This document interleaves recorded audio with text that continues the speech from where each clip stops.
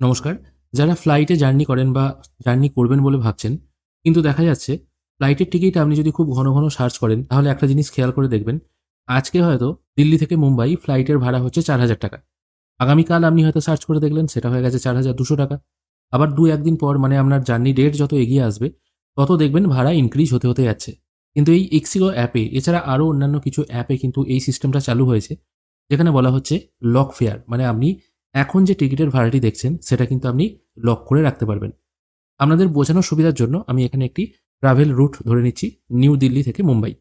Departure date দিয়ে রাখছি আমি এটা ২১ তারিখ, ২১শে ফেব্রুয়ারি এটা আমি ডিপার্চার ডেট দিয়ে রাখছি, অথবা এটা আমি ১৬ তারিখে দিয়ে রাখছি। তারপর এটা আমি সার্চ করছি। ট্রাভেলার একজনই রাখছি যেহেতু আমি দেখানোর জন্য করছি। আমি এটা সার্চ অপশনে ক্লিক করছি।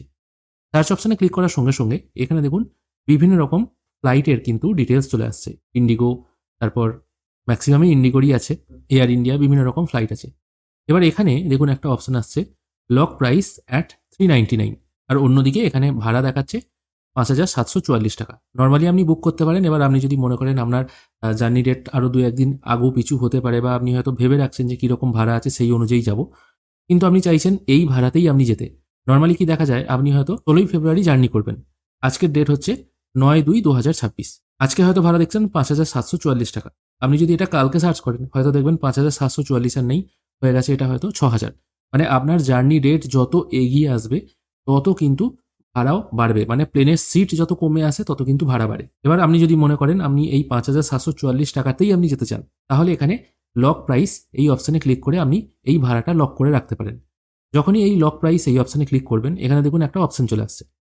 আপনি যদি ৳৩৯৯ এখানে পেমেন্ট করেন, সেক্ষেত্রে যদি আপনার প্লেনের ভাড়া বেড়ে যায় আপ টু 4000, মানে ধরুন আপনার এখন ভাড়া আছে ৳৫,৭৪৪।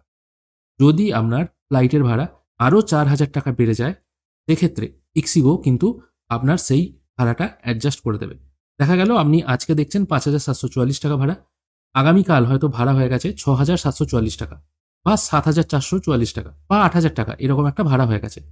এক্ষেত্রে আপনি যেহেতু ৳৩৯৯ পেমেন্ট করে এই ৫,৭৪৪ এই ভাড়াটা লক করে রেখেছেন, ওই এক্সট্রা যে ভাড়াটা বেড়ে গেছে সেটা কিন্তু আপনাকে পেমেন্ট করতে হবে না।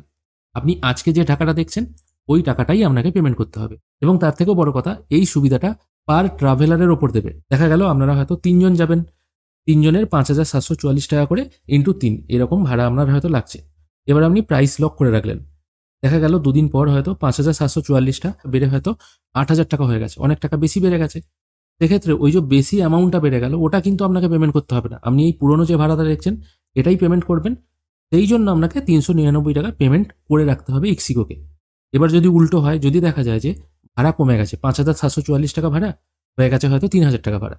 সেক্ষেত্রে কিন্তু কোনো চাপ নেই। সেক্ষেত্রে ওই যে টাকাটা কমে যাচ্ছে না, সেক্ষেত্রে যে আপনাকে ৫,৭৪৪ দিতে হবে তার কিন্তু মানে নয়। সেক্ষেত্রে যে কম ভাড়া দেখাবে সেটাই আপনাকে পেমেন্ট করতে হবে। এখানে কিন্তু বড়, বড় করে মেনশন করে দেয়া আছে। যদি ভাড়া বেড়ে যায় এবং ভাড়ার ডিফারেন্স যদি ৳৪,০০০ হয় পার প্যাসেঞ্জার, সেটা ixigo পেমেন্ট করে দেবে। যেহেতু আপনি প্রাইস লক করে রাখছেন। যদি উল্টো হয়, যদি দেখা যায় যে ভাড়া কমে গেছে, সেক্ষেত্রে কিন্তু আপনাকে কম ভাড়াই দিতে হবে। সেক্ষেত্রে যে আপনি লক করে রেখেছেন বলে এই বেশি ভাড়াটাই দিতে হবে সেটা কিন্তু নয়। আর এখানে দেখুন পরিষ্কার বলা হয়েছে এই প্রাইস লক সিস্টেম যেটা আছে এটা কিন্তু নন রিফান্ডেবল এবং নন অ্যাডজাস্টেবল। এটা আপনি একবার যদি পেমেন্ট করে দেন এই ৳৩৯৯, সেটা কিন্তু আপনি ফেরত পাবেন না এবং অ্যাডজাস্টেবলও নয়। মানে আপনি ৳৩৯৯ পেমেন্ট করে রাখলেন এবং টিকিট যখন বুকিং করবেন, আপনি হয়তো ভাবছেন ৫,৭৪৪ থেকে ৳৩৯৯ মাইনাস হয়ে তবে বুকিং হবে। এটা কিন্তু নয়। ৳৩৯৯ আপনি পেমেন্ট করে জাস্ট এই ৫,৭৪৪ এই অ্যামাউন্টটা আপনি ফিক্সড রেখে দিলেন। এটাই শুধু সুবিধা পাবেন। এছাড়া কিন্তু আর কোনো রকম সুবিধা নেই। এবার যদি আপনার মনে হয় আপনি যে রুটে জার্নি করেন, সেই রুটে হয়তো খুব ঘন, ঘন ভাড়া বাড়ে। ১ ঘন্টার মধ্যে হয়তো ৳২০০, ৳৪০০ হয়তো ভাড়া বেড়ে যায়। সেক্ষেত্রে এই ৳৩৯৯ পেমেন্ট করাটা একটা যুক্তিযুক্ত ব্যাপার আছে। অন্যথায় এটা কিন্তু সেরকম যুক্তিযুক্ত নেই। তাছাড়া এখানে দেখুন আমি যখন এখানে প্যাসেঞ্জার ২ জন করে দিয়েছি, সেক্ষেত্রে এটা কিন্তু ৳৪৭৯ হয়ে গেল। মানে প্যাসেঞ্জার বাড়লেও কিন্তু এই অ্যামাউন্টটা বাড়বে। আর তার থেকেও বড় কথা, এই ভাড়াটা কতদিন আপনি লক করে রাখতে পারবেন। এই লকটা দেখুন দেখা যাচ্ছে ১ দিনের জন্য। এটা আপনি ১ দিনের জন্য রাখতে পারবেন। এবার যত আপনি টাকার পরিমাণ বাড়াবেন, তত কিন্তু এই লকিং পিরিয়ডটাও বাড়বে। দেখা গেল আপনি ১ দিনের জন্য হয়তো ৳৩০০ দিয়ে ভাড়াটা লক করে রাখলেন। হয়তো যদি আপনার মনে হয় আপনি ২ দিন বা ৩ দিনের জন্য ভাড়াটা লক করতে চাই, মানে সেম ফেয়ার যেন থাকে এটা আমি লক করতে চাই। সেক্ষেত্রে কিন্তু আপনাকে আরও বেশি টাকা দিতে হবে। সব ক্ষেত্রেই যে ওই ৳৩৯৯ হয়ে যাবে বা ৳৪০০ হয়ে যাবে, এটা কিন্তু ব্যাপার নয়। আপনি সেম ভাড়া যত বেশি দিনের জন্য লক করতে চাইবেন তত কিন্তু আপনাকে বেশি টাকা পেমেন্ট করতে হবে। কারোর জন্য এটা ভালো হতেও পারে, কারোর জন্য খারাপ। কারণ আমাদের কাছে ফ্লাইট চড়াটাই তো একটা বিরাট বড় ব্যাপার। এই যাদের মনে হয় এই সুবিধাটা গ্রহণ করার উচিত তারা গ্রহণ করতে পারে। আশা করি জিনিসটা কি আপনাদেরকে বোঝাতে পেরেছি। ভিডিও যদি ভালো লেগে থাকে অবশ্যই একটি লাইক করবেন। ভিডিও দেখার জন্য অসংখ্য ধন্যবাদ। ভালো থাকবেন।